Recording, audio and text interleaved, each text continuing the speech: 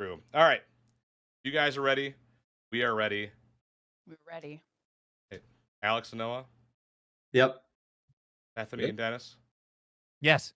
Hell yeah. Good to go. Welcome to It Came from Screambox.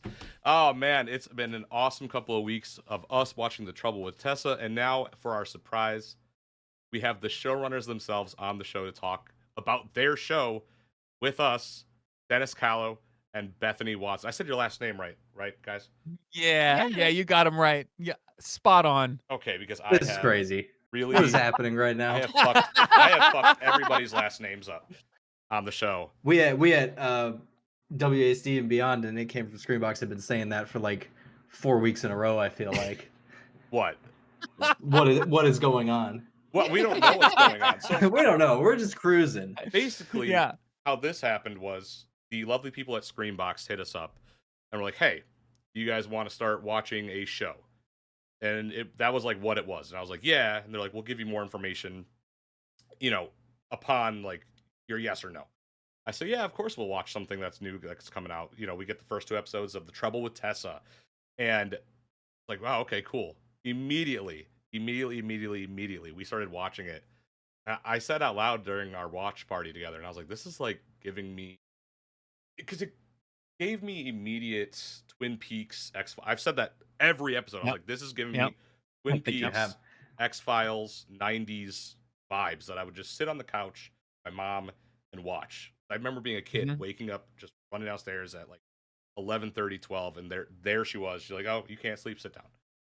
So an I love that. immediate connection to this show.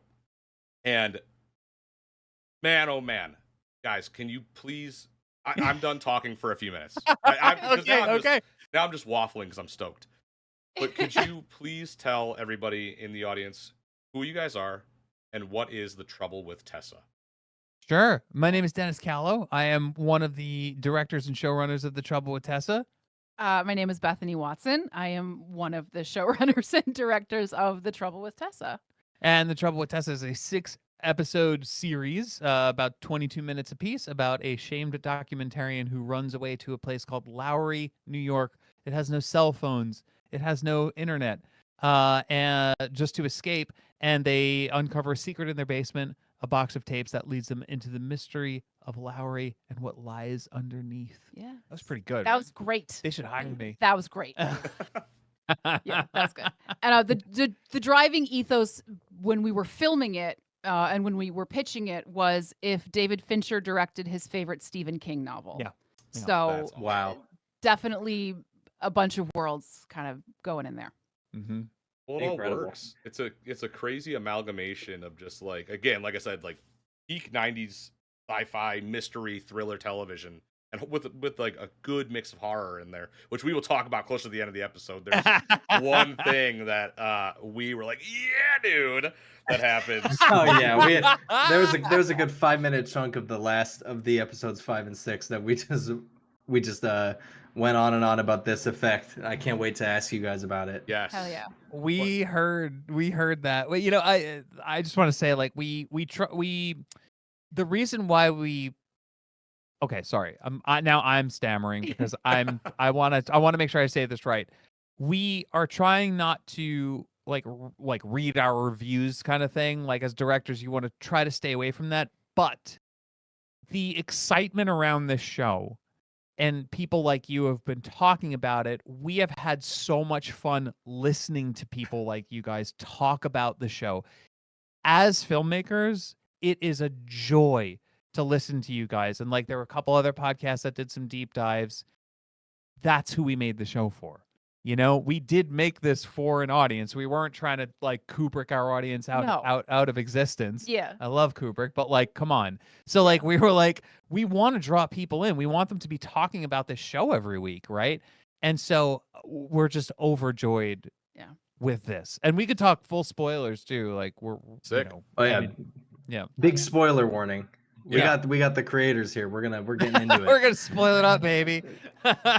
Well, I guess to really start out the show, like, how did The Trouble of Tessa begin? How did this start from conception to project to actual on Screambox and we're watching it?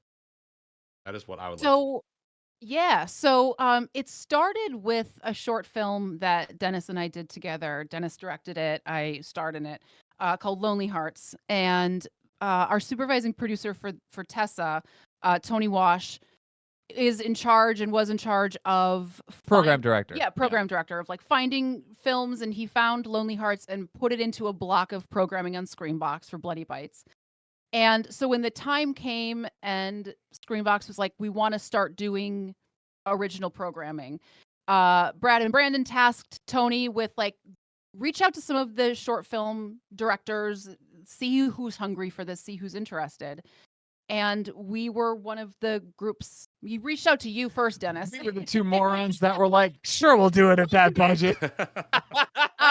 We just saw it. We saw it was a major opportunity, right? Yes. Like, we were like, well, if there is one, a group of people that could do it, it's Bethany and myself, because I'm pretty much a one-man band when it comes to like producing. So I was like, we could do 6 episodes. Yeah, well, yeah. Like, And yeah. Dennis, I've said it a million times now, but Dennis looked like Bert at the beginning of Mary Poppins, like the one-man band where he had the headphones and the slate and the camera and, he's sound, he's like running different.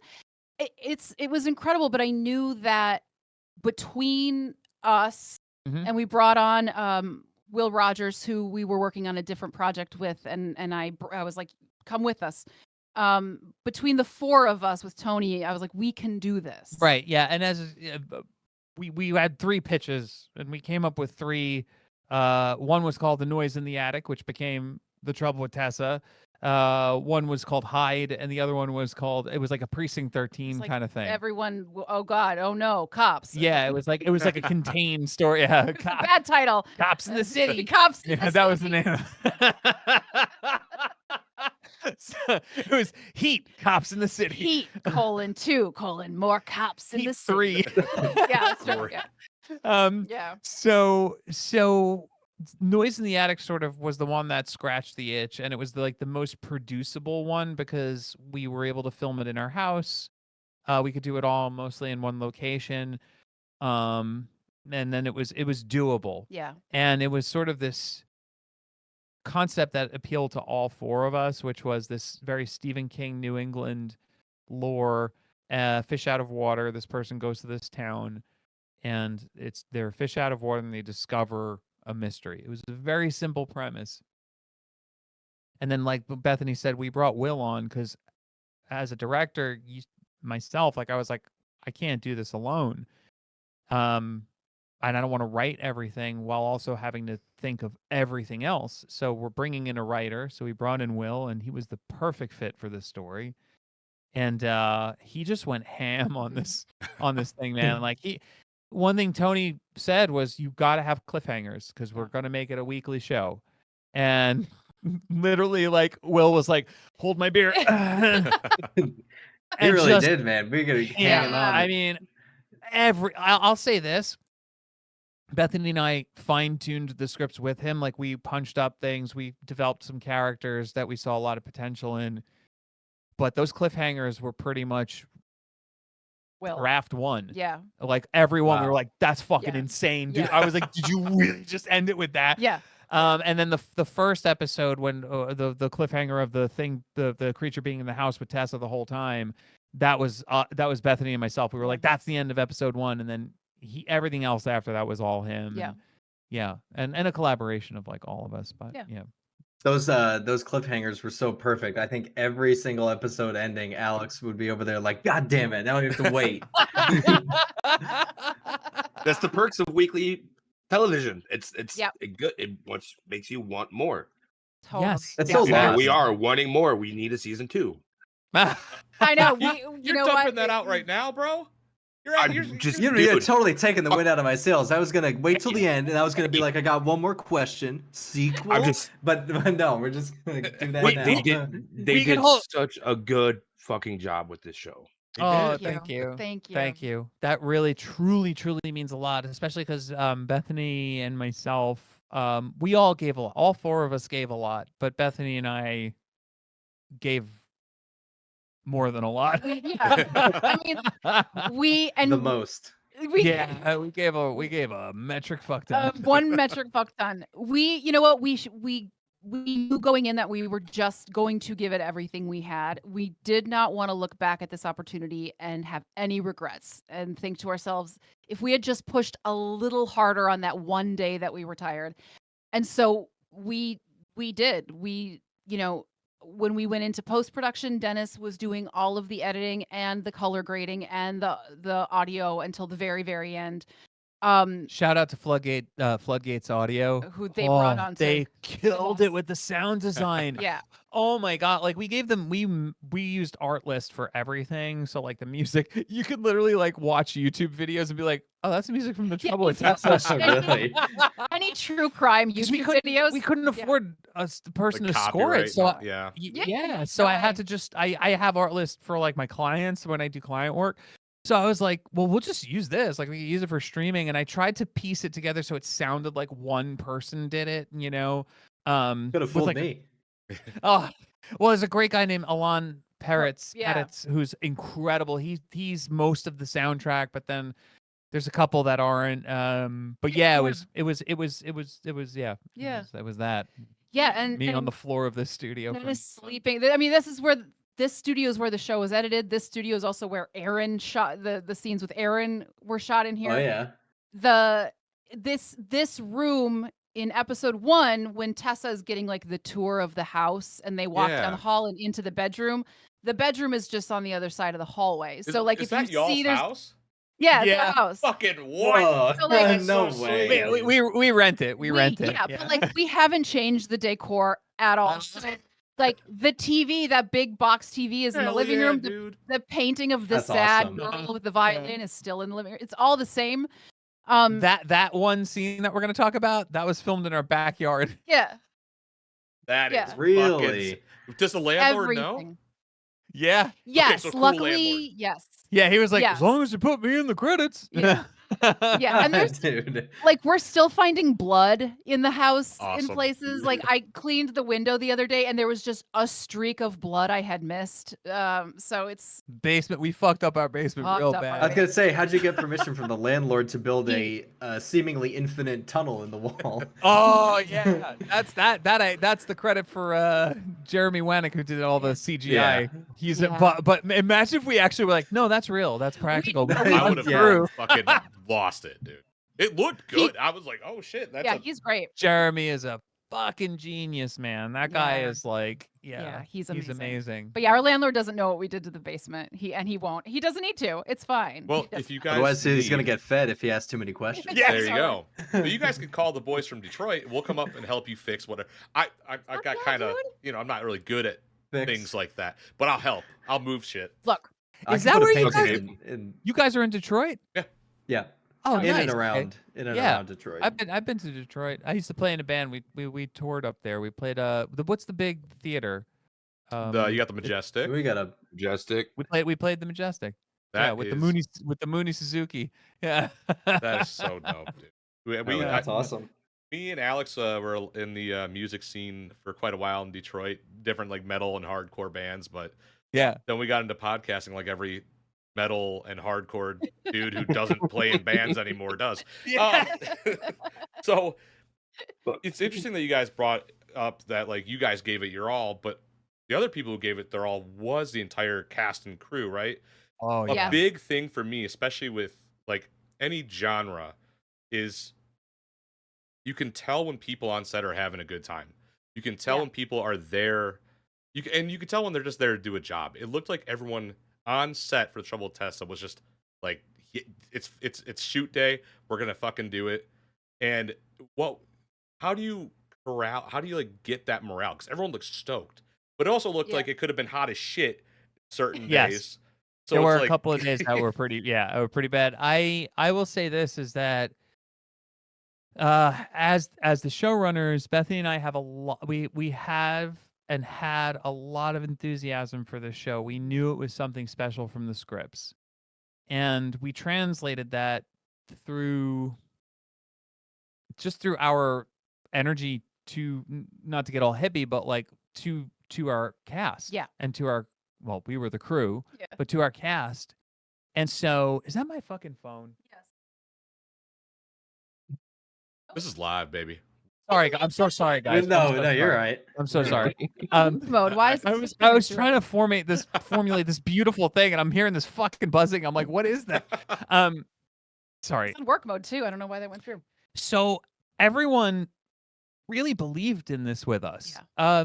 Maria, who plays Betsy, fucking phenomenal. She was like, she's still like texting us like, my family loves this show. That's so Like sweet. she's like, That's she's awesome. amazing. Like she's the sweetest woman. Her person at all. She's No. not. Her professional job is a cantor in a Catholic church. Yeah. Like she's Really? Yeah. not into horror at all. Yeah, she's the most unlikely, like, I'll fucking feed you, bitch. Like she's like the most unlikely person to say that. But everyone just sort of got that contagious energy that we were putting out there, and the script was good. These are non-union actors, and a lot of them were like, this was a joy to work on. And I think because the crew was so small, because it was just Bethany and myself, they rallied with us and for us. Yeah. You know, and we tried to keep any stress away from them. Like we really wanted them to know that we were so grateful that they were doing this. And one of our Dennis's and my rules was we wanted our set to be safe so that they felt safe taking risks. And on days where there was a lot of gore and a lot of whatever, we wanted them to feel like they were in good hands. And if they were uncomfortable with anything, they could talk about it. And they all also just gelled so quickly. So I think it was this beautiful combination of like filming it in our house. So Katrin, who plays Tessa, was living next door in in the next room. And they lived with us for a month. And Maria, who plays Betsy, when she was filming, she lived on a air mattress in the living room. And Corey, That is so awesome. It was like very like summer stock. Leave. No. It was like summer stock. It was like, let's put on a show. You know, it was very scrappy. Yeah, it was kind of giving like scrappy. it's kind of giving like 48-hour film challenge vibes. Like it's Totally. super guerrilla. Like Yes. everybody were just getting together for weeks and however long it takes, we're gonna get this done. That's exactly what it. Yep. That's We basically exactly like push everything to the side, film a scene, push everything back, film the next. Yep. Don't drag that on the floor. Ah, dude. That's never gonna buff out. That's I'm shocked that you guys did it in your house. Because I've heard like some of the worst thing you can do for a house is make a movie in it. Pretty much, yeah. Yeah. I think it helped that it's not our house. Yeah. Like renting it, there's like a detachment. And I have insurance through my Yes. company, so. But also, like, we just didn't have any other option. When we started going through the budget, the second we paid any amount of money for any multiple days of shooting in a location, the budget was gone. It was the same thing with if we hired a proper sound person. And that would have been our budget. That was the full budget. That was the full budget if we got a sound person. We we didn't want to ask people to work for free. Yeah. And so we hired what we could afford, and everything else we gave. Mhm. Like awesome. we worked for free. The house was free. Yeah, there's a lot of sweat equity, but it was great. It's awesome. It was awesome. Yeah.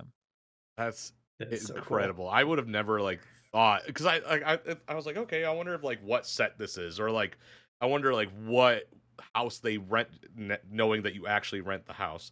But I was like, what house did they rent to do this in? Because this is like a pretty cool looking house, and like it's on land and this and that. It's like, just to know now, like that's where you live. That's so fucking wild to me. So like in episode 2 where Tessa's looking at the microfiche and they see a picture of the rental house, like, and then it zooms in on that picture of the rental house. I took that picture with my phone on my morning walk one day. I was like, oh crap, we need a picture of the house. And I'm like going out on my old lady walk, and I just snapped a picture from the driveway, and like that's the picture. Yeah. It's our house. Yeah, there were so many of those moments. Like we didn't have a voice for the pizza guy. And so Bethany was like, "Hey, Dad, record this line real quick." And Real he was quick. and was he at a funeral? He was at a funeral. Oh my god. Yeah. He's like, Lowry Pizza. Lowry Pizza. That's awesome. Yeah, I like to imagine he's at the funeral and he's just like, Lowry Pizza. Okay, was that good? Anyway, and he gets off the phone. He's back to a funeral. Exactly. That's about what it was. Yeah, and then we asked him. We were like, "How you doing? You okay?" He's like, "I'm having a blast." Like, okay, great, awesome. Yeah. Dude, that's We incredible. Yeah, we love a funeral in my family.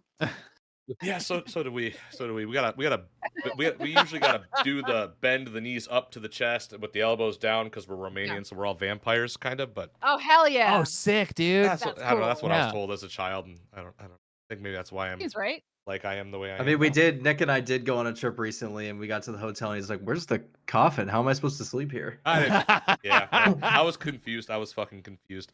But Yeah. so Lowry itself, I really want to Mhm. dive into Lowry Sure. Yeah. because this might lead us to figuring out which one of us were on the right path for the longest, I suppose.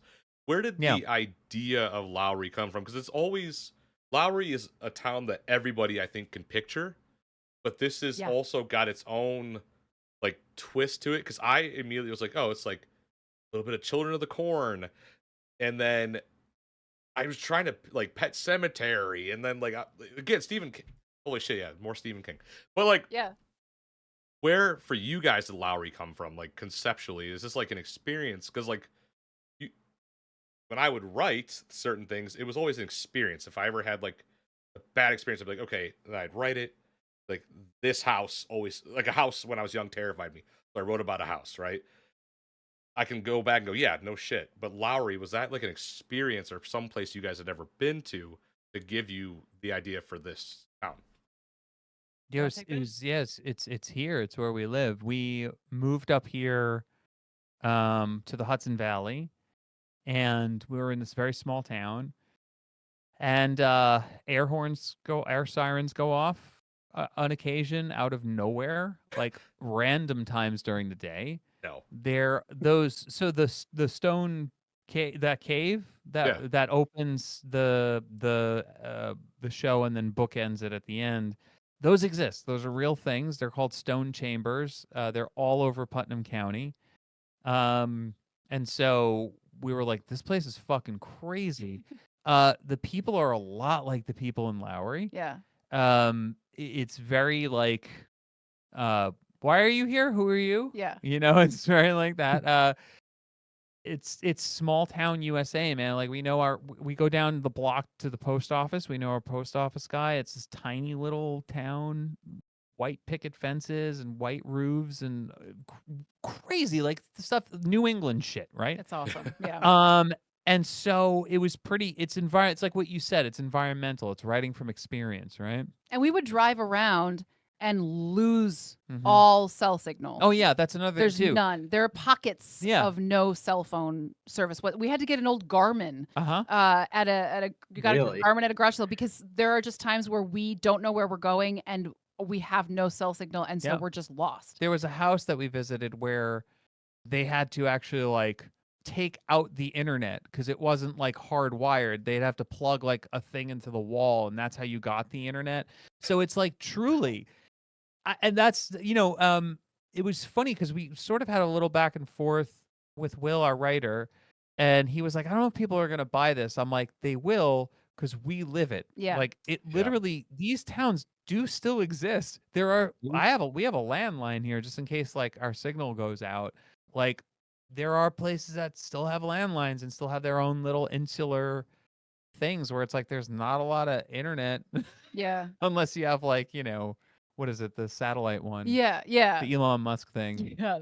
Oh, but the Starlink stuff. Starlink, Yeah. yeah. And then it also served this really nice narrative purpose of getting rid of technology. Yes, I because hate technology. I hate watching people Yeah. fucking text in movies, man. and the second you I paid money to watch people fucking text. Yeah. Like, are you kidding me? like the second you put a cell phone on screen, your show is aged now. Like, so we wanted to make sure that we could remove technology as much as possible, and it also gets rid of the like, why aren't you just calling the cops immediately? So it served its purpose. And it was also to bring Tessa into this world, who is used to modern conveniences, and sort of learn how to be a detective with new tools, right? So it's like everything that they had was on their phone, but the phone is smashed and doesn't work. So they had to use a tape recorder. And just like in sort of like the Batman Begins, or even more so the comics, like where Batman's making mistakes, that was my whole vision for Tessa, is that this is just their first adventure as a detective. This is their origin story. Tessa's going to have so many more adventures after this. Like, I am, and so like, yeah, it was cool to just bring in old tech because I love old tech too, and Yeah. just watch someone young figure it out. Totally. Yeah. The rotary. Yeah. Oh, Yep. poor Katie. Catherine didn't know how to use it. Do I pick up the phone first and then dial, or do I dial and then pick up the phone? Yeah, it was great. It was so fun to watch and laugh at them, point and laugh. Speaking of like that older technology, like I really love all the touches with the VHS tapes. Something about like watching back, like even your own like family VHS footage, it's just kind of eerie. There's just something about it. It feels like it's like there's always like damage. It feels like, oh, this is a bit like delicate, Yes. this stuff, and it Yes. really adds that atmosphere. But in the show, is the fact that the cell service and all that doesn't work, is that because it's just remote, or is that deliberate from the town? Deliberate. So, so if you, spoiler alert, at the end there is internet, but only for the privileged few, and that's Betsy. Betsy has the computer in her basement, so they do have internet. It's all hardwired, like how we thought it was. It was all hardwired, but with the town, you can make outgoing calls, but the town works on a one number system, which I believe I sent. Did I send it to you, Nick? I think so. The rules that I sent. Yes, Who did I send the rules? Yes, you did. Yeah. So, just a quick aside, sorry, is Bethany was like, "You got to listen to this podcast, Lost and Beyond. They're awesome." And I'm listening to them, and I'm like, "We're sending them the fucking rules." I felt so bad for you guys. I was like, "They deserve it." And also, because again, like doing that eliminates the need for like 555 phone numbers, which immediately take you right out. Yeah. So let's find a different way to have phone numbers not be difficult. Yeah. And having an internal system. Yeah, and it's Insular. also control. Yep. It's Lowry is about gaslighting and control. And so if they control the phones, they can control who uses the phone, right? And so like that's why Tessa gets cut off, you know. So yeah, so it's like this cool little like system that they have that like they converted from when there were landlines to like their own insular landlines. Yeah. Correct me if I'm wrong, but to me, Lowry felt like its own character. Like the town itself was a character, and almost a bigger character than most other characters besides Tessa. Like Tessa, it was awesome to see like just how much Tessa grows through each episode, and like the more bullshit she has to start putting up with, and just how tough she gets. And then she still stays Tessa though. She's resilient. She's very like, I'm doing it anyways. Like, fuck you, I'm gonna get through this. Yep. But Lowry, it's like this just like imposing fist that it's on the back of your neck, and it's just pressing and squeezing and pushing. How important? Because I felt that immediately. I was like, oh man, like we probably said it. I was like, I'm not fucking going here ever. Like I remember being on tour and we showed up to a place in Texas where we drove into a gas station, and it had those like ring a ding ding ring a ding like little bell things, and it's just like these three. I think I called them the three Bubbas.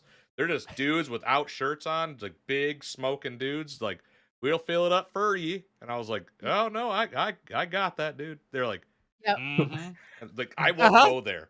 I won't go to those places. But like immediately with Lowry, I was like, man, it just felt imposing, and it felt like its own character, its own monster, almost, I guess.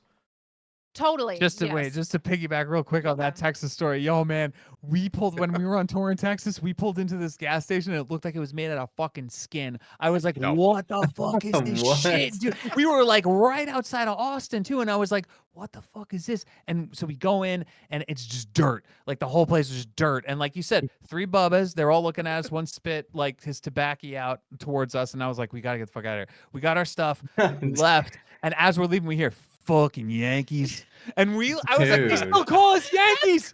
That's amazing. I'm sorry. Okay, go ahead. No, yeah, we definitely wanted Lowry to be this giant imposing something or other, and if you know, the first two episodes are super quirky and kind of Twin Peaksy and bright and pastel, and Betsy's outfit is very bright, and the colors, and because Lowry wants you to come in so that it can keep you, but it has to lure you in first. It's like a vampire. It has to be all sexy so it can get close to your neck, and then it's gonna kill you.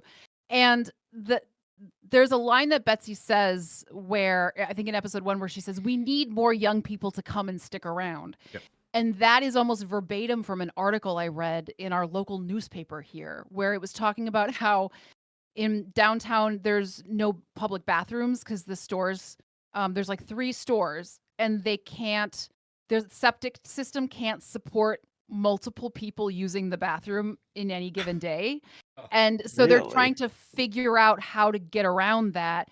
And the woman literally said, "We need more young people to come and stick around and like move up here for us, the sustainability of this town, but like we can't actually support it." Right. So it was just that push and pull of like we need more, but we don't want them. Mm-hmm. And like one of the, just to piggyback on what Bethany was saying, one of the visual aspects of the show, like in my sort of visual Bible that I had, was Lowry during the day is beautiful. It's pastel, trees, foliage, beautiful colors, Verdant. and then at night it's hell on earth. Yeah. It is hell on. It's like 2 completely different things. And I remember when we sent the dailies, there was some concern because they were like, "This doesn't look like a horror show," and It's pretty. we were like, "We know, but just trust us. You Yeah. know, it's gonna get bad. Like, trust us." And they were like, "I don't know, man. Yeah. This is very bright." Yeah. They were like, Yeah. I was like, "I know it has to be. It has to be like this." And that's what it is. And so this is where one of you was right. Who is the one that said? It might have been you, Noah. Who's the one that said? People, it feels like people are running there because they're running from something. Who says I think that was Noah. Yeah, that could have been me. I think it was You're Noah. right. Because everybody there has like a checkered past sort of situation. Yep. So that's that. I'm sorry if that's disappointing, but that's what the person was right about. Yeah. Is that God everyone damn. in Lowry is hiding. I'm gonna make from- another crown, boys. We're getting a second crown. Yeah, it's just not the Bone King crown. Yeah. You don't want to wear that one, man. It's gonna get real No. bad. I can't It's wait gonna to get talk real about bad for you. special effects and all that here shortly. Oh hell Oh, yeah. we're gonna talk about our lovely Corey, Yeah. our warrior princess. So that was a really interesting thing, is that every person in the town, Robert has a backstory, the bartender has a backstory. Every person in that town has a backstory of why they're there and why they were running. The only one that has is like a Lowry native is our librarian. Yeah. Yeah, Sue Ann. Yeah. Our iconic redheaded. And we have stories for them. Yep. Like, we know why they ran there and they got absorbed into the town.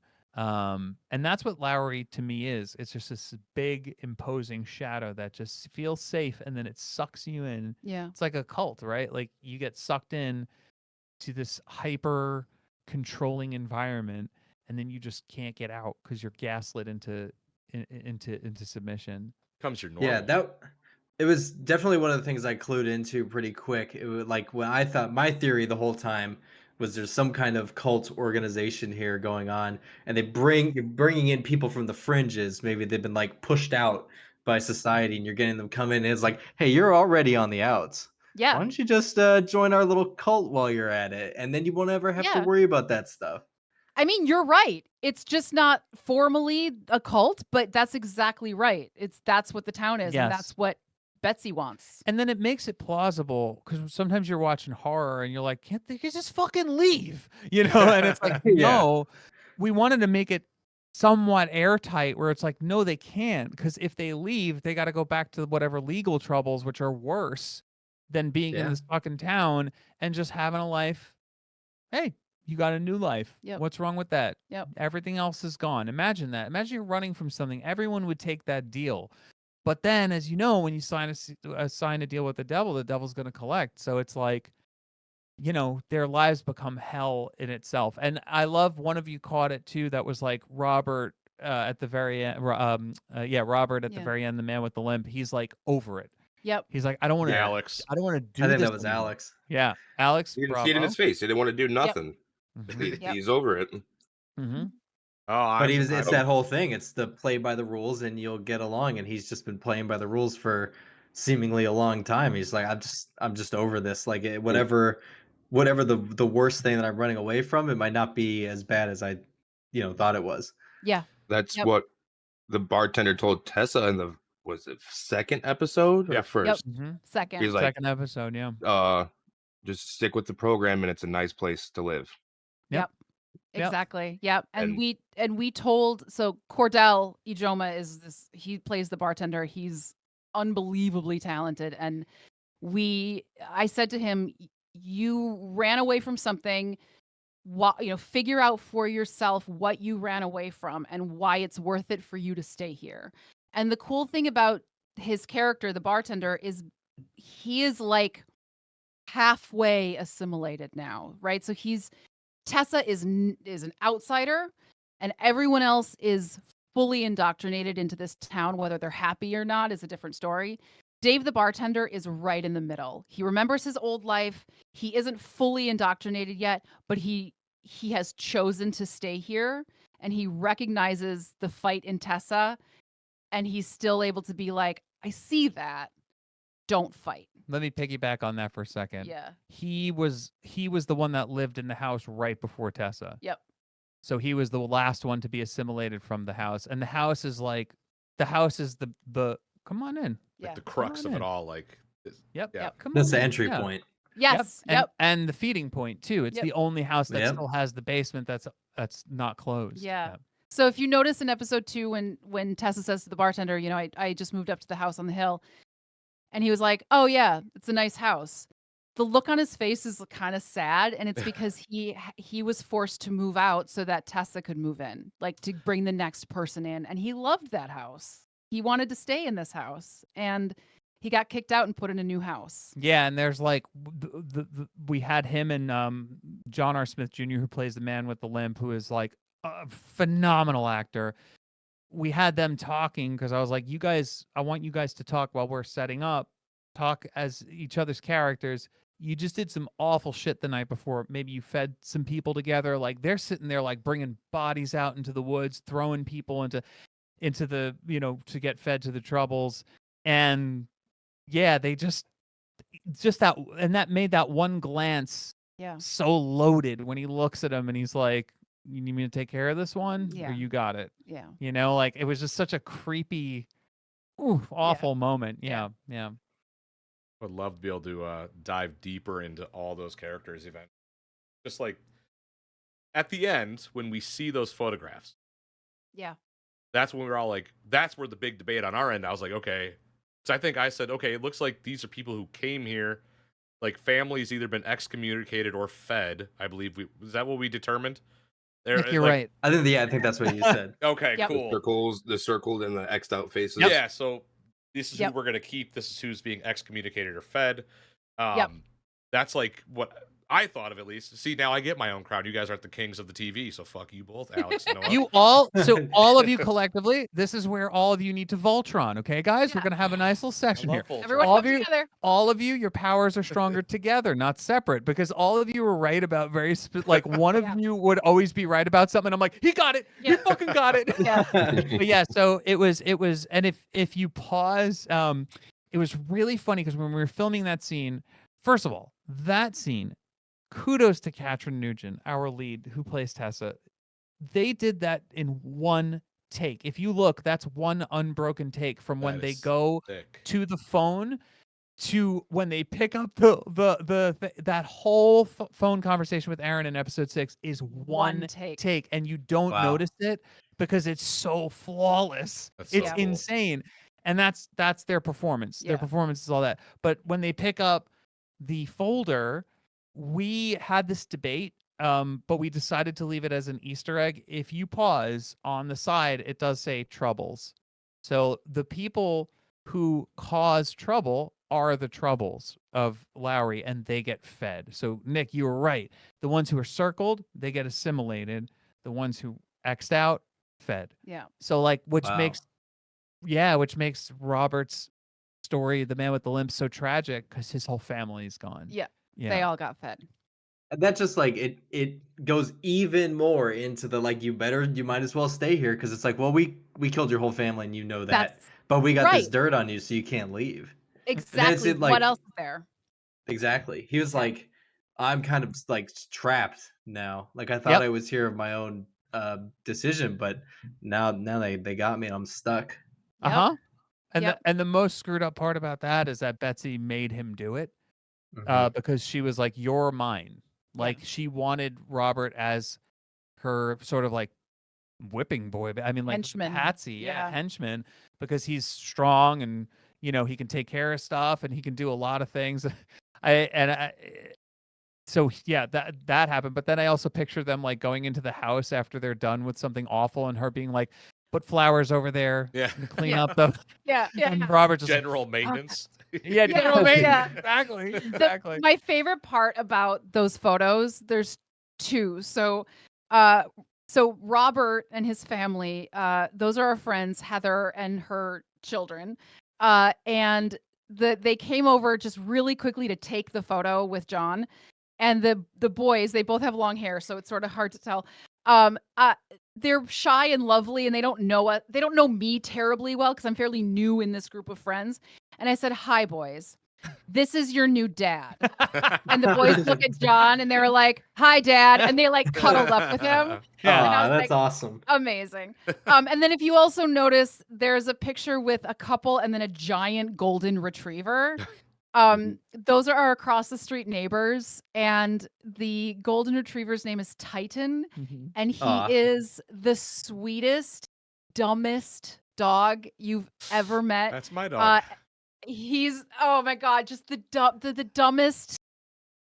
He's so dumb, so sweet. And in episode, there's an Easter egg. Believe it or not, we even tied in that dog to this fucking show. He survived. He better. We noticed he wasn't circled or anything. So we're like, we saw the dog and we're like, what happened to that dog? Yeah, he's okay. His bark opens episode 2. Yes. You can hear a dog bark, and that's him. Yeah, that's the dog that survived. So we even pulled him into the. We were gonna circle him. We went back and forth. We thought it would be too funny if we circled the dog. Like it just seemed like it was gonna be undercut. Too, So we just sort of left it. Well, it's a good thing you didn't decide to cross him out because I would have just turned the show off right there. No way. We got rules about animals. No animal death. We had a tough time putting the rabbit in, but we had to show the brutality of the Troubles, and that scene where Tessa stumbles upon the carcass. That's that's a huge visual moment for the show, and I was like, I'm pretty much against like any kind of animal death. Yeah, I hate it. But this, because we come across it so much in nature, I'm like, that is nature though, and let's put it in as long as it's humane. Everything was humane. But because it was such a strong visual moment where Tessa becomes the prey. That's the line that's drawn there, is like, okay, now you are not safe. Yeah. Everything you thought you were doing, you don't know shit about this town, and it's about to get real bad. And it's also like, how often do you see something killed but not eaten? In an unnatural way. Yeah. You said that. Yeah. And my rule is, I have such an animal thing. I'm like, no. If there is an animal, we have to ethically source an animal that is already passed, and it needs to be so unnaturally dead. So like, I wanted it nearly unrecognizable, and Corey is amazing and just like exploded, like tripe and exploded it. And whatever killed that thing didn't eat it. It just for fun. It just killed it for fun. It was a Trouble. It was it was done by a Trouble, and it was there like overnight. But it was an ethically sourced rabbit. Was it real? Naturally. Yeah. So wow. Yeah. So Corey's also an animal lover, and so Corey DeAnne Cowley. Yep. She plays our Trouble. And she is also the makeup special effects artist. Please follow her if you guys like the special effects in the show. She does some metal fucking shit, man. She is like, she's also big into death metal and stuff, so we had great conversations. So she found an ethical taxidermist who takes animals that, roadkill or people's pets who pass naturally. And we purchased the ethically taxidermied rabbit from this ethical taxidermist, brought it in, thanked it, sent it. I mean, like, we did a whole thing. Wow. And then bought, some, I think it was some tripe, and then Corey poured blood all over it and did her magic. But and then we got like flies. Yeah, we got flies. I mean, it was the whole thing. Awful.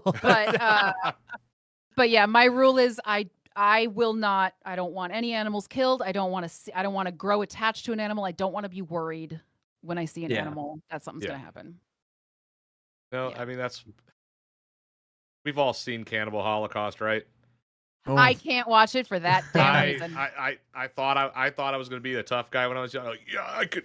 That's No. like me. And then I was like, we're good. No. No. Yeah, when we were I mean, I'm 48, so I'm there, you know? Like that's where I am. You're That's a very beautiful 48. thank you. Thank Yes. you, Nick. So like when we were kids, it was like, yo, I got Faces of Death. Yeah. Yo, I got Cannibal Holocaust. Yo, I spit on your grave. You want to watch I spit on your grave? And I remember just leaving my friend's houses like trauma fucking like, what the fuck did I just watch? Yeah, dude. Like sad and horrified. Like, yeah, those movies fucked me up, I man. looked onto rotten.com one time and I was like, I was out. I couldn't. There's just no way. Yeah.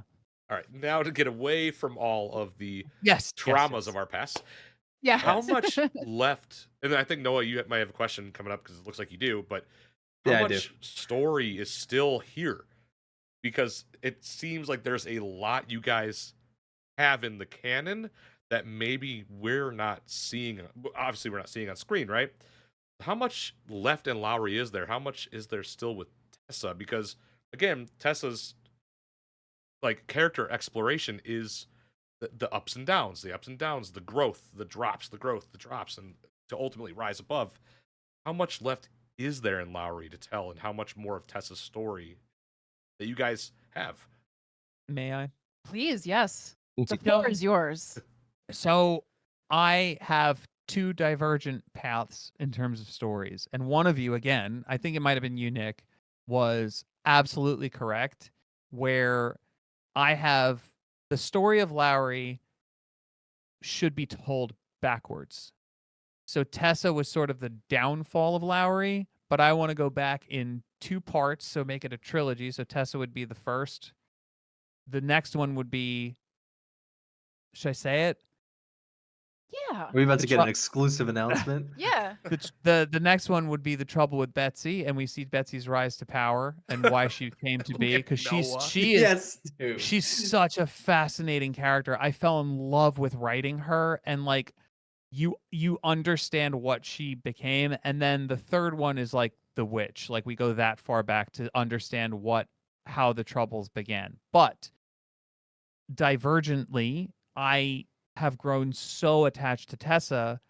Tessa goes off and then has weekly, or every season is a subgenre of horror. So the second season is pretty much Empire Strikes Back. It's a bit darker. We're going to see Tessa grow as a detective and become more wise. They're going to have like the glove on the hand, just like their hands all gross hands now. all fucked up. That's Wear so like good. tight suits, Giallo style. And it is a subgenre of horror that I have always wanted to do. And I'm so excited. I mean, look, even if it doesn't get greenlit, I just want to write it because it's so cool. Like, and it also, the fucking cliffhanger. I mean, the end of episode 1 is Bethany hates me.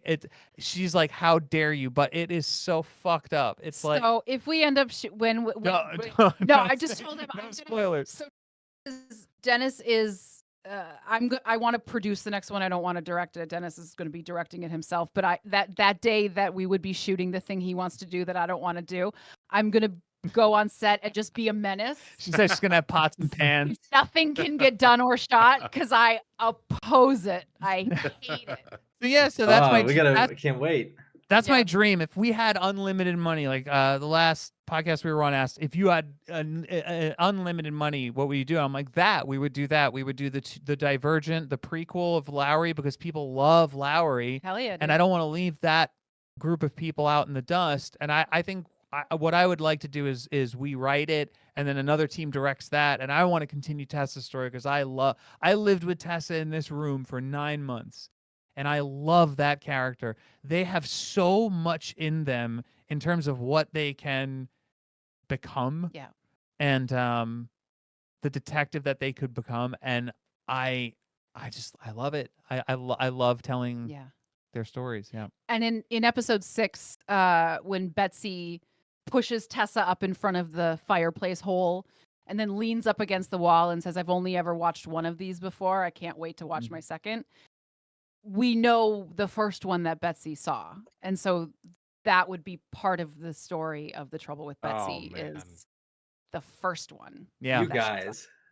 This had somebody's got to greenlit this. If they don't greenlight, if Screambox and Cineverse and them don't greenlight this, we might have to crowdfund this thing because I have to see that. Wait, yeah, I mean, yeah. I would travel wherever you guys are. I would travel and hold up signs. Yo, please, there is such a Midwest contingency of this show. Like, so I'm from Wisconsin. My family's in Minnesota. Tony Wash, our supervising producer, is based in Chicago. The Sound House, Floodgates Audio, is in Chicago. Casey Hartnett, who plays Amelia, is in Chicago, or was at the time. So like there's definitely a Midwest sensibility to this show. Yeah. And so we just caravan all up, it'd be great. Yeah. Let us know. Awesome. With signs. Yeah. I'll go vandalize billboards. I don't give a shit. Hell yeah! That's big Tessa billboards with the QR code. Well, the funny. Yeah, exactly. Yeah. Spray painting a QR. You scan it. It just I says. love that. It's gonna be perfect. Yeah. You scan the QR code. It says, "Give them the damn money."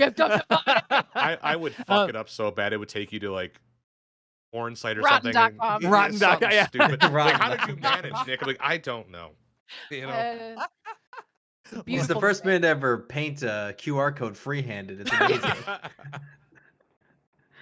It took him 14 years. He didn't even know what a QR code was. Is it out yet? Oh, Nick. But yeah, that would be the dream. Yeah, that would be the dream. But also, like when we did this, I was like, maybe Tessa's a one and done. And then I'm sitting here in this room, 9 months, like a mad scientist, and Bethany's in the other room, and I go, I got it, I know what to do. And then I tell her, and she's like, oh, this is perfect. This is great. And, yeah, we know. We have the plan. We just need the resources. The fundage, yeah. Yeah, we need it to happen. So those listening, go tell Screambox we need more Tessa. We need more of Lowry.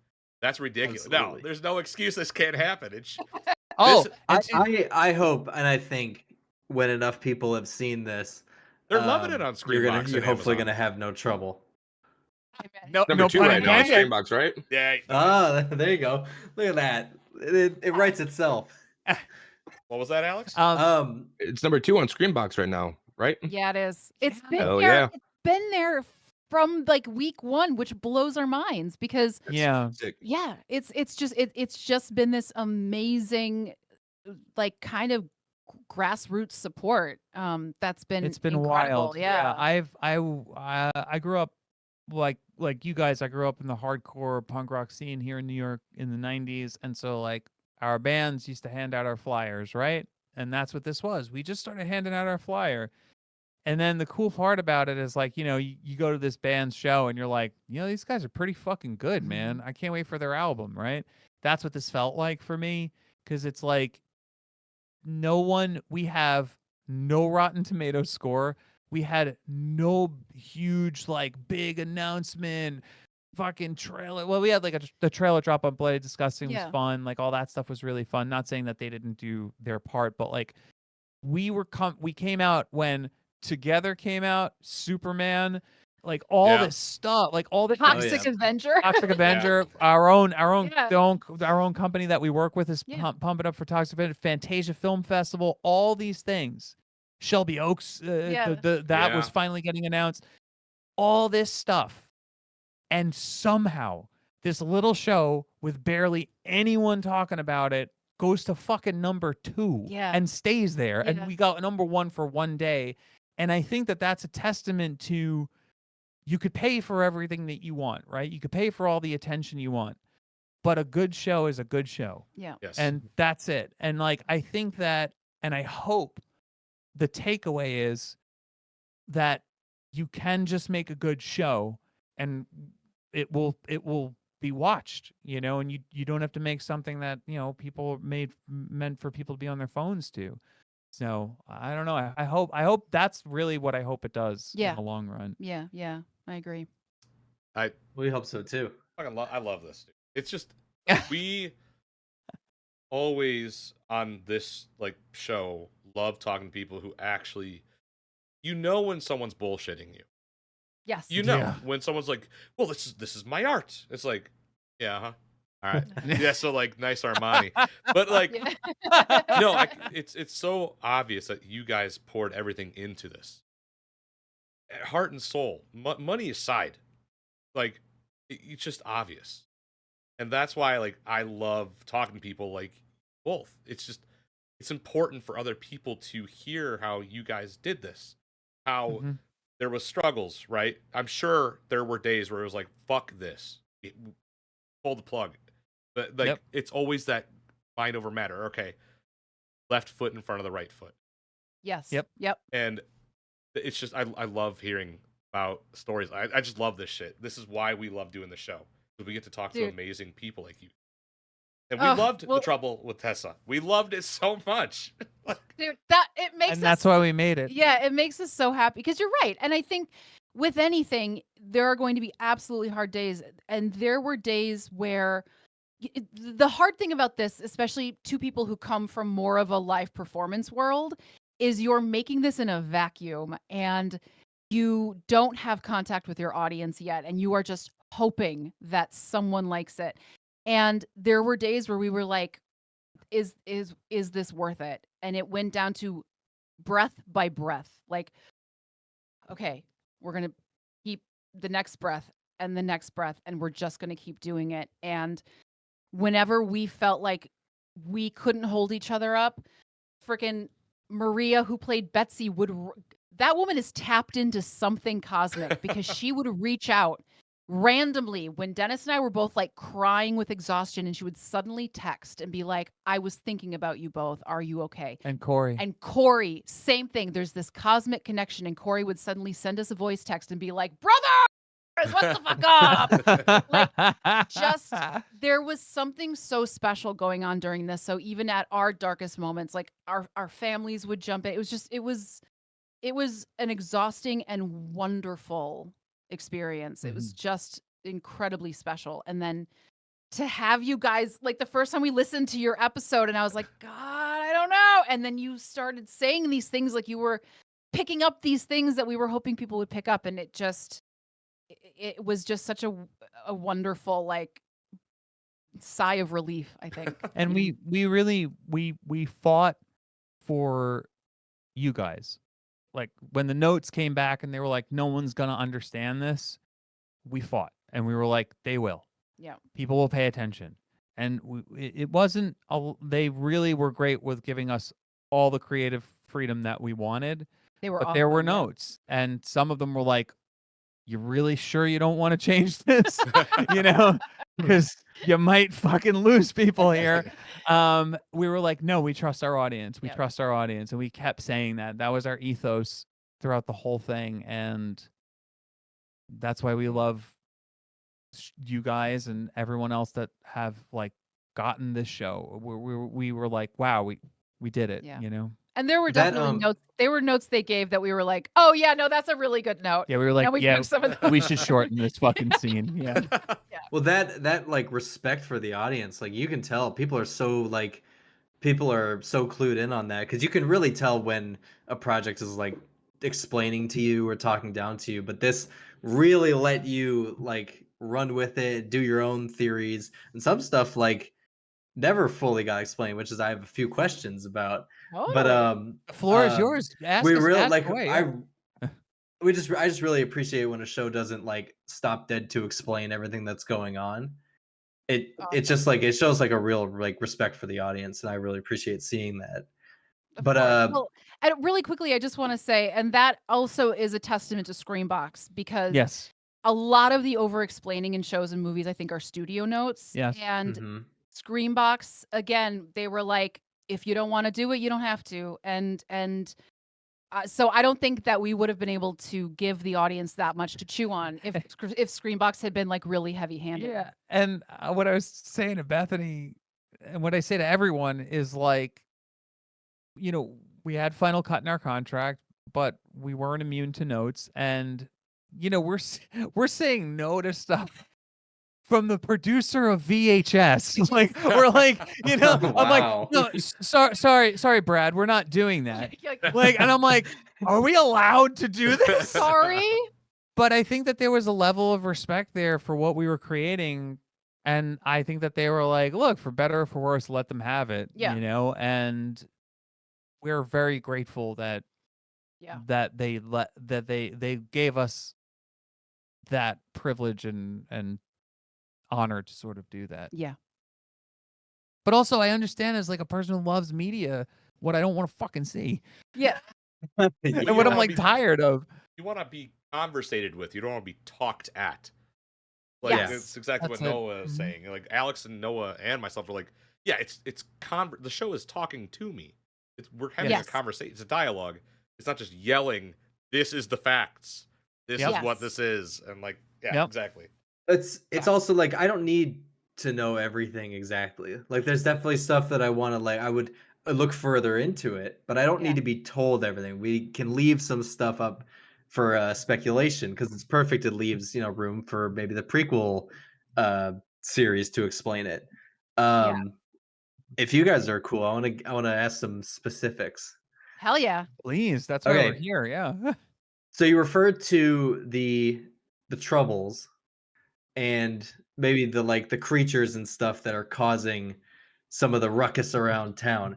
Is it multiple creatures or is it all one Bone King? That was one of the things I was Yes. curious about.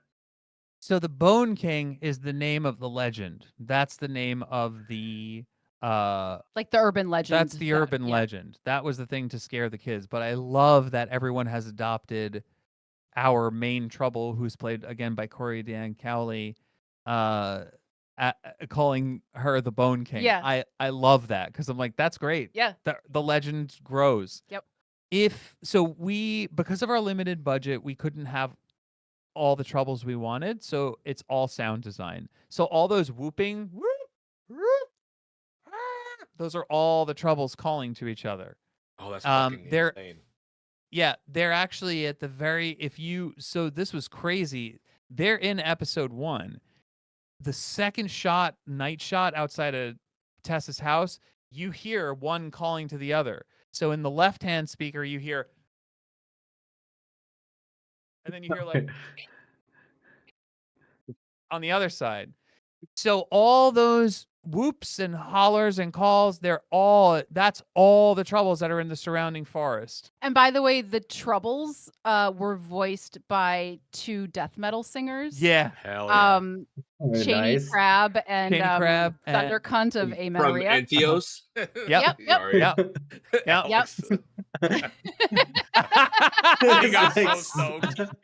She's dating the drummer from Animosity, also in Antios. Hell Sorry. yeah. Awesome. Dude, That those is- two women absolutely killed it. They Those are sent us the gnarly. most amazing vocalizations. And that was Dennis's idea. He was like, we should get female death metal singers to do these voices. So Yeah. cool. Like, I was like, Yeah, I was yeah. doing it in the mic and I'm going, ugh. I said, fuck this. I was like, Corey, you know some death metal singers? 'Cause fuck yeah, brother. Corey's big into the death metal scene. Yeah, that's Corey. Corey is always saying, hell yeah, brother.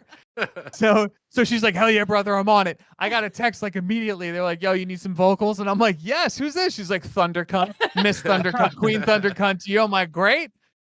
She got into a fucking car accident, and then she's like, she did those growls, those like, she did that in her fucking car, man, like on her iPhone. We couldn't use one of them because you hear her door ding. You hear like ding. Oh, no, that's so good. But dude, they were amazing. And the only time it wasn't one of them is when the creature is, I think it's episode 4. We see it's the POV of the creature. We see the palette and then 5. they push it down 5 and you hear the breathing. We pitched down Dennis because he had COVID. I got COVID during editing. And so Dennis was COVID breathing, and then we just pitched it down, Yeah. and that was the creature. Every time you hear the breathing, that's me with COVID. That's Yeah. fucking Yeah. insane. So now that's another little treasure trove that people, and it was tough because that was one of the notes is like, how are people going to know these are all different? I'm like, it's sound like they're yeah. all over the forest. But then I realized like some of Chaney's sounds like foxes. Yeah. It sounds like, and I'm like, oh shit, that does sound like a fox. Because I told someone who had the same question, like they were like, "There's multiple." I'm like, "Yeah, they're all over the forest." They were like, "Oh, I thought those were like foxes or animals." I'm like, "No, those are the troubles." And they were like, "Yo, that's fucked. That makes it fucked up." Another really cool sound design thing for you guys to listen out for. The show's really cool in headphones. Every time a trouble is near, you won't hear insects or birds. So in episode 3, all the insects, you'll know the trouble is near because all the insects, while Freddy's yelling at Tessa, they all start to go quiet because that's what happens when predators are around. Yeah. Is they all go away. So we can assume pretty safely that the troubles are always somewhere. They're always watching. Nocturnal creatures. Yep. And so and at the very beginning when you're going into the cave, you hear a vault door open. So there's a system in there. So you hear a And then So like they're not just then animals. running. They're intelligent. They're yes. Yeah. Yes. Mm-hmm. They are You actual guys. they're actual beings. I Yeah. loved the whole idea of the Wendigo? Or the yes, that's and the supernatural stuff where Yeah. like one of you said, and I was like, wait, that's pretty fucking cool. I wish we had them in some of the meetings. Was that like maybe Amelia became the Bone King? Yeah. Yeah, And I I think that was Alex. That was Alex. I Yep. yeah, that was Alex. that was cool, man. I was like, wait, that's fucking cool. I was like, why didn't we think of that? Yeah. But I will say, all respect to Corey, that is not Amelia. That is a separate trouble, but they are connected to Amelia in some way, and it is answered through the necklace and the Amelia tapes in episode 4. Yeah. 5. When Amelia is like, something's coming into this house. Yes. Yeah.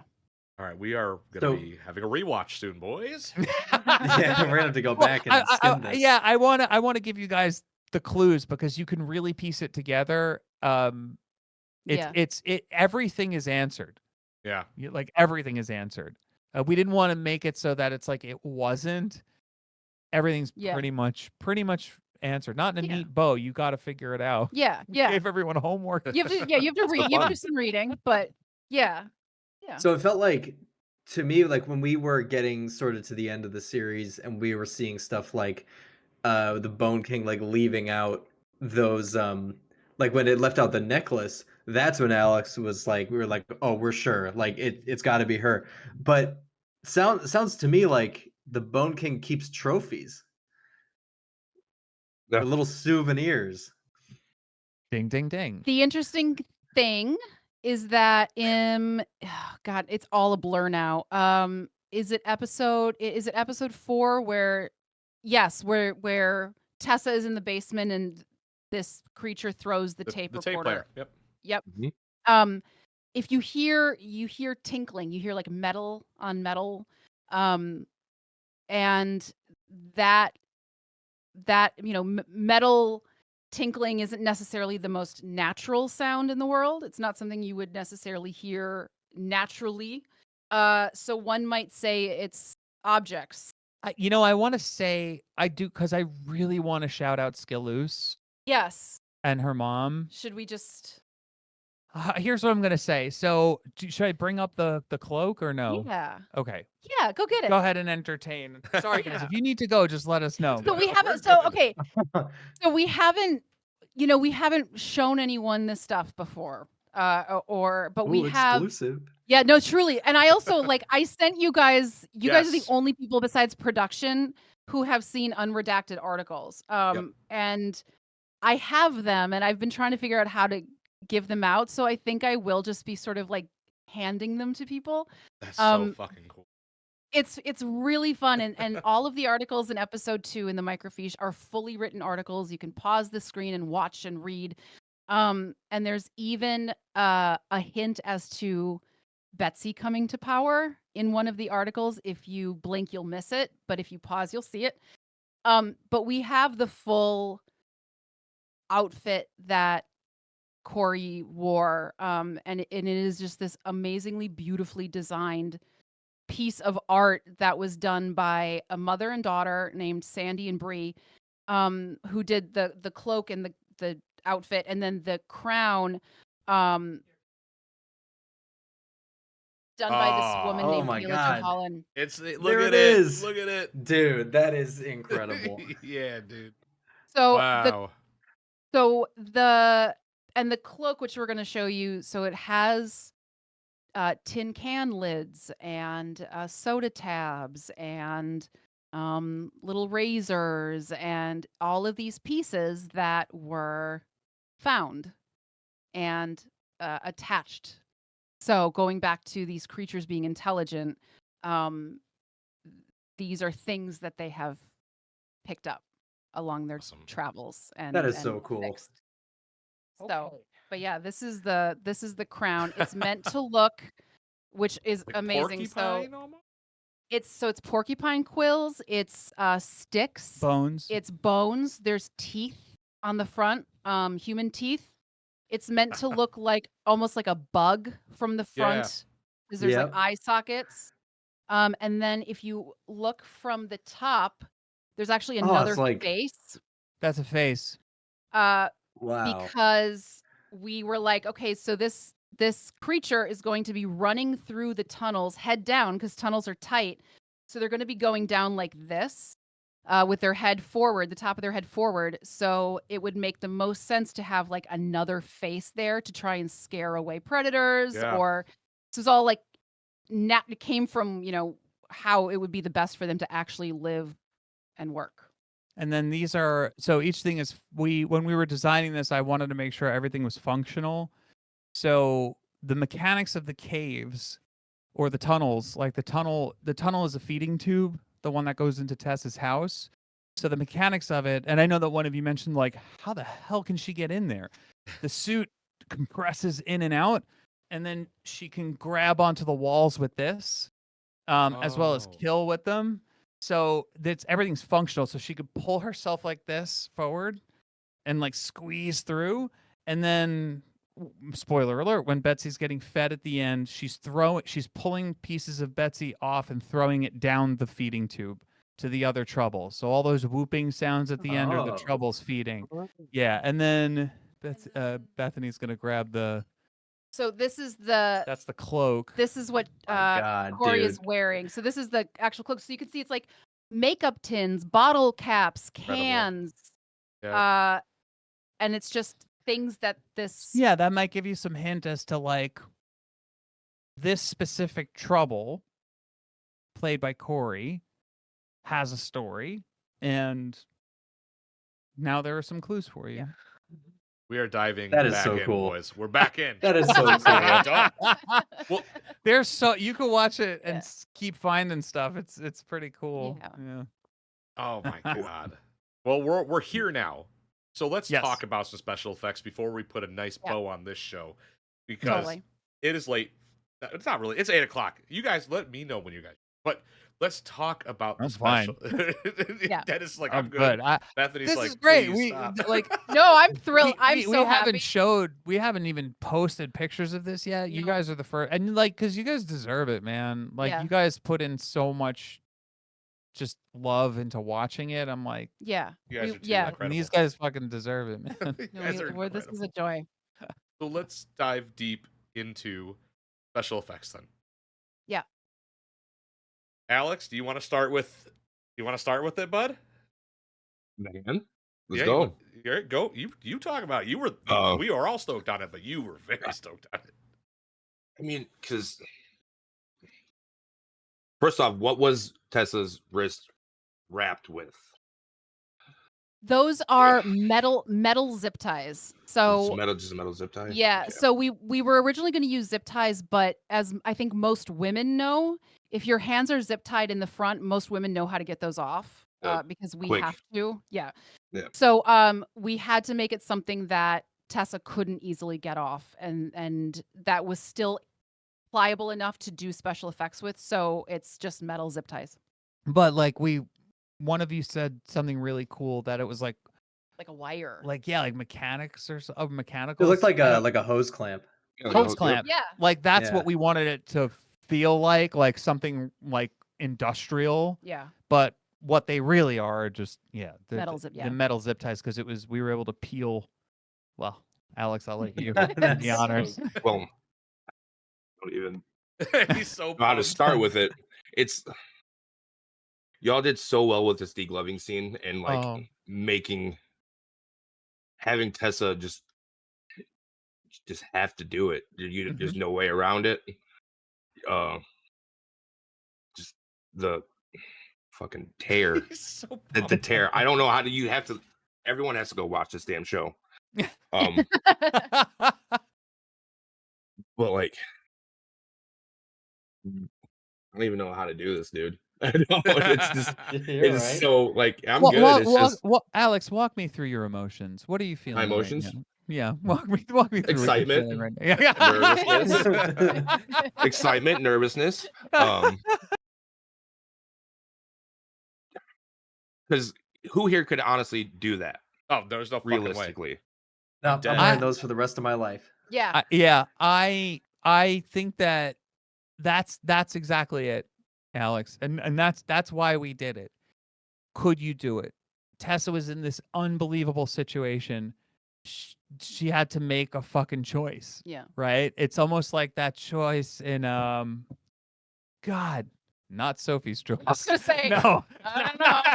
I need that one. Fuck, what's the one with the Franco brother, the bad one that went to prison. 127 hours. 127 hours where he's got to cut his fucking leg off, right? Arm, I think, but arm, yeah. yeah. Gets his arm stuck. Yeah, he gets his arm stuck, so he just fucking takes it off, right? Would you do it? And so like I'm like, what can we do to Tessa? You know, or what does Tessa have to face? And it's just like such an extreme situation, you know. I don't know if I'd do it. I'd be like, fuck it, I'm running with these things. Yeah, I'd be like, I live here now. This is just what I'm dead. I've died. I would have stayed in Lowry. I would have been like, do I have to pay taxes? Yeah, is my rent paid or? Go ahead and clip these off me, dude. I'm done. If I swear my fealty to the Bone King, could I get some internet? Just a little bit, just a little. Just a little. How does one just just get online for like 5 minutes? It's like that episode of South Park when they lose internet. Oh, yeah, I heard you guys had some internet. Going to California way. The password for the internet is actually just Hail Bone King. Yeah. All lowercase. Yeah. You know, for the majority of the show though, and I think I may have said it, it's a lot of what you don't see, and I've always said this too. What you don't see scares you more. Yeah. So this show it had its gore moments though. It like had it here and then it had it there, and I was like, that's all we need. Like you didn't need. It was perfect the way it was done. Yes. Thank you. Thank you. Just to piggyback on that, or to add to that, two things. First, being my favorite scene in 7 is when they've got the guy after he's taken in from the brothel, and they throw the Polaroid down and you don't see it. And he said, he made me put that thing on and he made me fuck her. He made me fuck her. Oh God, I fucked her. So I fucked her. And then you just cut to the picture of it. And then in your mind, you go, oh no, that's scarier than seeing it. Yes. Yeah.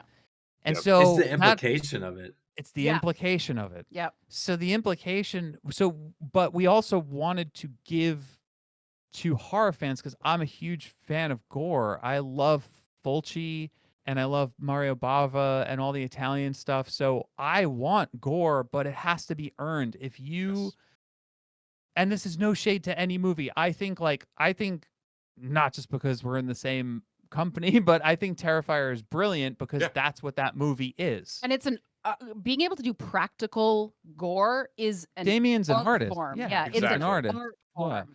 And that is in itself its own thing, right? Yep. But with what we do, with what I do as a filmmaker, or what we did as filmmakers, is we wanted it to be earned and it to be part of the story, not just for the sake of it, right? So everything was intentional and motivated. Yeah. And I think that's also just proper storytelling, right? And I think that horror should always be like that. Flanagan's like that too. It's always earned with him. It's never just like, oh, here's a fucking scary thing. You know? It's like, oh, it's earned. He's great. Yeah. And also, not sorry to interrupt. No, it's fine. I think the great thing about the thing you don't see is the scariest is that that's also budgetarily friendly. Yes. Yeah. And so we Yeah. definitely leaned into that, knowing that, okay, we can do some gore. We have Corey in town for a week. So we're going to shoot the Corey gore stuff in 1 week. And then the rest of the time, we are going to do, atmosphere. We're going to do dread. We're going to do implied. And it is one of the reasons that you can do low budget horror so much better than you can do any other low budget genre, because it lends itself to that imagination, which saves you so much money. Yeah. And is scarier than anything. And yeah, Alex, I want to go back to the degloving moment, and talk about Corey for a second, because we weren't able to talk about her a lot in our earlier interviews because all the episodes hadn't come out, but now that they are, and hopefully everyone's watched them, her skill and talent at making it look so real is like unmatched. She's amazing. She knows anatomy, right? So she got like the interior, tendons. yeah, the tendons, the veins, the muscle strictures, and like all of these things. And when Tessa, we had one shot at that, and that was it. There were no reshoots. We had and I said, okay, don't worry about it. And it was warm that day. It was very humid. And poor Corey, we were setting up, and Katie was wearing something, and it was a sweater, and so we had to cut it off because they forgot to take it off. Yeah. Oh And no. so, and meanwhile, the fucking latex is shrinking because it's so humid. Corey comes up to me and is like, "This guy gets so fucked up. This guy gets so fucked up." I said, hey. I said, look at me. I was like, trust your director. We're gonna be okay. Watch this. Watch. Okay, we're gonna be all right. Go outside. Everything's going wrong. I mean, everything that could have gone wrong was going wrong. Camera took. We had 2 cameras that day. Lovely guy named Phil Ortiz was helping me out. We're shooting. I'm shooting one camera. He's shooting the other. Everything's going wrong. The fucking gag's not working. It's not pulling off, right? Finally, we just get some usable take, right? And we got it. And then we got another one where we showed the skin flap, and it just sort of half peeled off, and just it made it so much more realistic that it would only come off that much, and it was awesome. It was such a happy accident. Meanwhile, we shot that broad daylight. I had to pull it to make it look like dusk. Sunny as hell. So we're looking sunny day. We're looking at the raw footage, and Corey's seeing all the flaws, and she's just like near tears.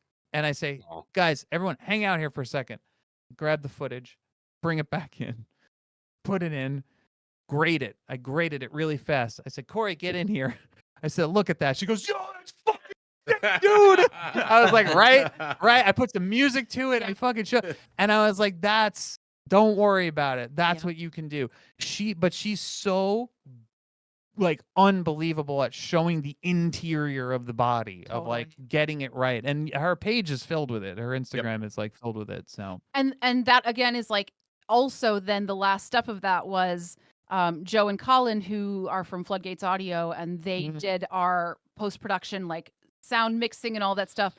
And we were like, make this juicy and goopy. And they were like, yeah. So they added all this stuff and they sent it back, and we were like, that's amazing. Goopier. Yeah. And then they just tearing. I wanted to hear, I said, make it sound like paper, just ripping in half. And the thing they came back with, we were like, what? Oh, amazing. So it was just this beautiful combination of everything. And I still have the skin flap that Corey made. It's still in my do you want to see it? I can go bring it in if you want. Bring it out. Bring it You out. guys are getting everything, man. But yeah, I can't recommend Corey enough for all special effects stuff, because she comes from, I mean, we recorded you guys talking about that it was better than the boys degloving, and we sent it to her, and she was like, "Yo, motherfucker, what? That's crazy!" I was like, "You see, you're so good. Like she's so talented." We talked to her. She reached out to the page after she reposted. I was like, "Hey, like that, what you did was awesome. Just so you know." She's great. Love talking to Oh, her already. Yep. she's She crushed awesome. it. If you want to bond about death metal, she's the woman to do it with. She's great. Yeah. Look at this little trouble with. Oh, look at that. It's like a Yeah. little piece of Tessa jerky, dude. That's gross. Yeah, pull. Yeah, you can see Oh, how drunk. no. Yeah. Yeah, so this was I mean, so it's just like I was so proud of Corey. So after the scene was done, I just like yoinked this little. I was like, I'm gonna save this forever. I'm Yeah. hanging on to that. It's like in Yeah. Nosferatu where they gave Nicholas Holt the penis prosthetic. Did they really? Yes. That's Yeah, so he has it in sweet. like the scariest looking frame you've ever seen. Well, it's like very Rasputin's weird. penis that they have on frame somewhere. There's Totally. like Yeah. like Rasputin's dong somewhere. Whatever. If you guys ever want a pair of earlobes, I have earlobes for your Ooh. next project. Do you really? Yep. Yeah, I have. No, my you own can't have those are your real earlobes, I know. dude. You can't send that in the mail. Wait. Yeah, you could send What? earlobes, right? I had Just can't send reconstructive organs. surgery. For Oh, my amazing. Did you have Oh, gauges sick. or 2.5 inches. Yeah. Holy Hell shit. yeah. So you have like the skin? Yeah, in a jar. Yeah. That Oh, would be hell yeah. That would be the strangest credit to receive. Nick's ears. Nick's Listen, ears. As a thank you for your guys' support on this first one, if we get any kind of second season or whatever, I'll put your fucking earlobes in something. Oh, Hell yeah. fuck Whatever yeah. we do next, God. I'm putting your fucking earlobes in them. Yeah, man. dude. Yeah. Yeah. We'll Dude, find yeah. a way. You're gonna have like Right. someone sneeze and be like, oh, and it's just like earlobes came out of their nose. Like Bree, one of the women who worked on the costume, she put her baby teeth Mhm. in a little jar So and sweet. strung them onto the costume. So like everyone's donating body parts here. Yeah. That's incredible. There you go. Yeah, There you go. We're all gonna Oh my bleed for God. Tessa eventually. It's cool. It's That's cool. absolutely. We're Yeah. all, we're all weirdos here. Dude. Is there anything else, Noah and Alex, that you wanted to ask before we wrap I the just- show up? Well, we already talked about what's coming up. I really hope we get to see some more from you guys, see some more from Lowry and more of Tessa's adventures. I can't say enough good about this. Everything, even the way you guys made it, it's like really feels like guerrilla filmmaking is back with this the process that you guys went through.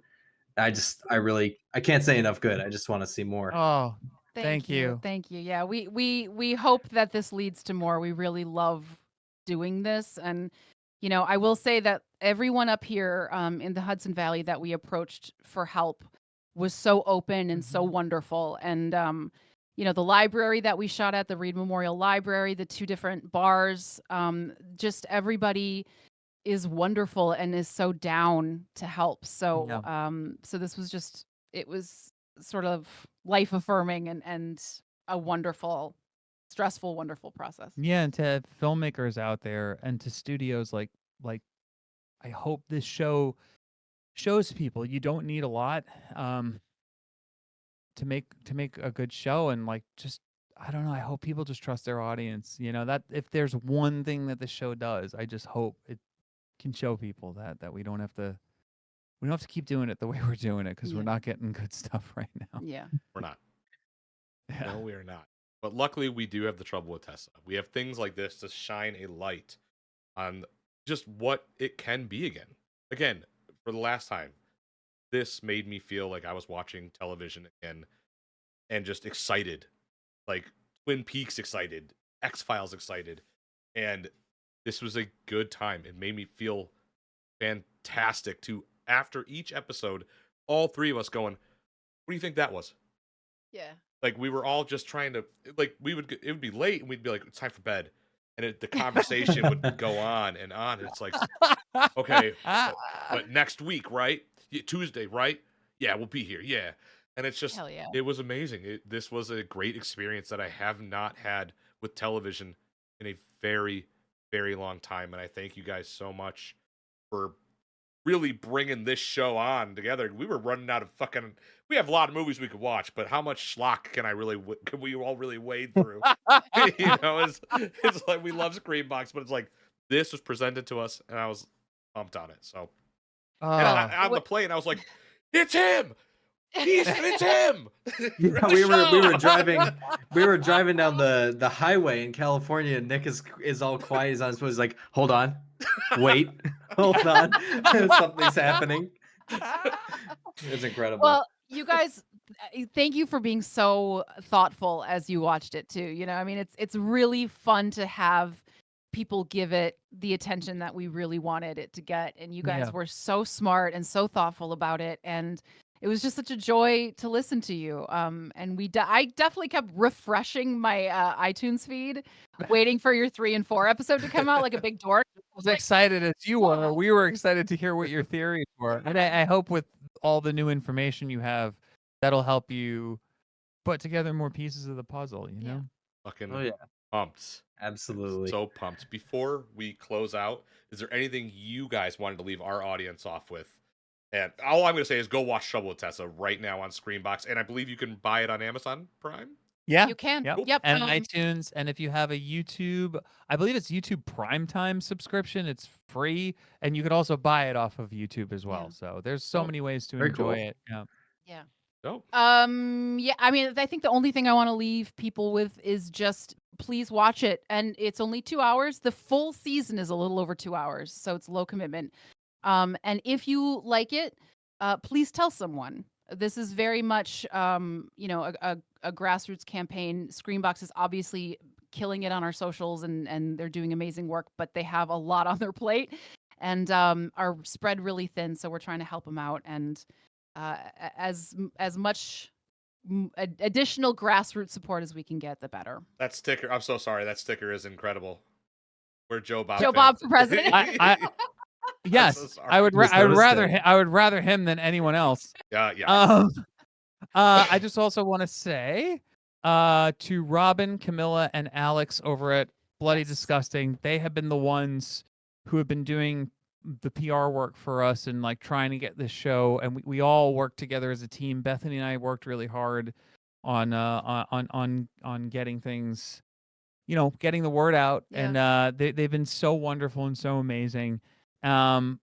Like I said earlier, like we're not in every major publication. You're not going to hear about us in Fangoria. You're not going to hear about us in Rue Morgue. You're going to hear about us from a friend.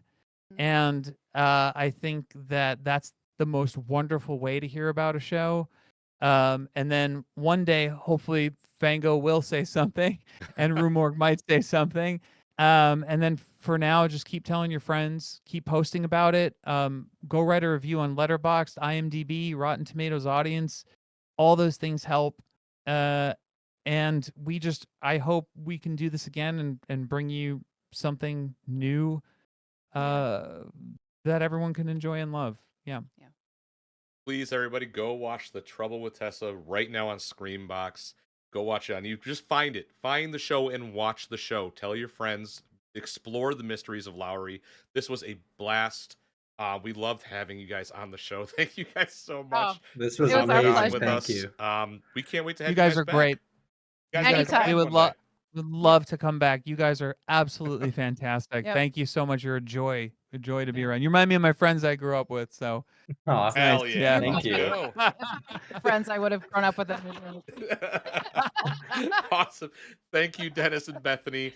Thank you Everybody so else, much. have a great night and take it easy. Be safe. Thank you, Screambox. Thank you, Screambox. Thank you, Thank Screambox. you. Bye. Bye, guys.